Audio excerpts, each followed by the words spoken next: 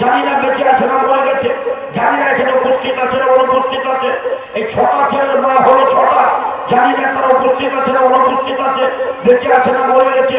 কিন্তু আমি মনে করি তাদের জন্য এটা অত্যন্ত গৌরবের বিষয়।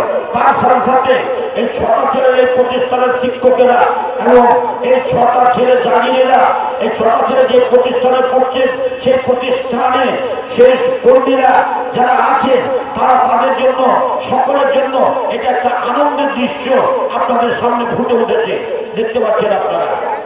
এখান থেকে বুঝতে পারা গেল আজকে থেকে একটা সবক নিয়ে যাওয়া আমার কাছে। যারা কোরআন পড়তে জানেন না অবশ্যই কোরআন পড়তে শিখুন, যারা কোরআন পড়তে জানেন না অবশ্যই কোরআন পড়তে শিখুন। আমি বলে দিই, কাফনের কাপড় পরার আগে, কাফনের কাপড় পরার আগে আর আপনাকে উত্তর দিকে মাথা দক্ষিণ দিকে পা করে কবর যাওয়ার আগে আপনাকে আমি দাওয়া দিচ্ছি অবশ্যই আপনি কোরআন শিখবেন। এটা মনে করবেন না আমার ছেলেকে কোরআনের হাফেজ করলে আমি পার হয়ে যাব, এটা মিথ্যা কথা। যদি এটা সত্য কথা হতো যে ইব্রাহিম আলাইহিস সালামের মতো নবী তার বাপ আগারকে জান্নাতে নিয়ে যেতে পারবে না, তার তাকে যেতে হবে জাহান্নামে। কাজে কাজে আপনাদেরকে বলছি, আমার কথাটা খুব গুরুত্ব দিয়ে শুনবেন।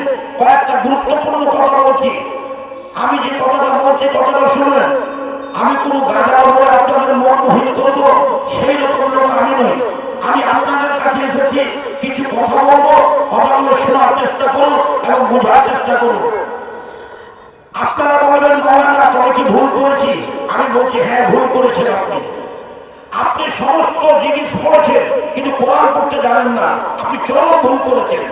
কখন যে বলবেন আর কখন যে সাদা কাপড়ের কাপড় পরবেন আর কখন যে কবরে যাবে, আপনাকে আমি অনুরোধ করছি আজকে থেকে আপনারা তৈরি হয়ে যান, তৈরি হয়ে যান।